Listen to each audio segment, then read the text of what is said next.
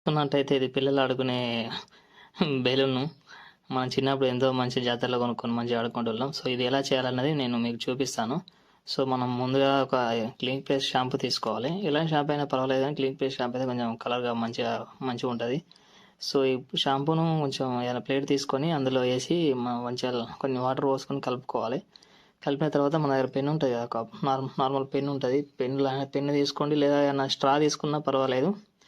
So, తీసుకొని ఇలా మనం చూడొచ్చు. పిల్లలకది చాలా బాగా ఇష్టపడతారు. సో, వాళ్ళకు ఎప్పుడన్నా ఏ ఏ ఏడ్చినప్పుడు గానీ, టైమ్ పాస్ కానప్పుడు సో, ఇలాంటివి చేసి ఇస్తే వాళ్ళు మంచిగా ఆడుకుంటారు. సో, నేను కూడా చిన్నప్పుడు బాగానే ఆడుకున్నాం. జాతరలకు వెళ్ళినప్పుడు కొనుక్కున్నాం. సో, ఇప్పుడైతే ఇవి కనిపిస్తలేవు.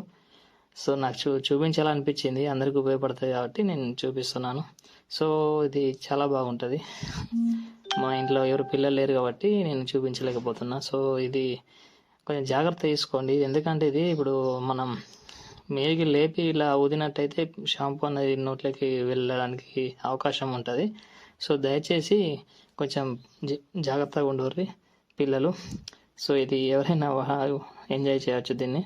చాలా బాగుంది. ఇది నేను ఒక గ్లాస్ సీసాలో పోసుకున్న. కలర్ఫుల్ చాలా బాగుంటుంది.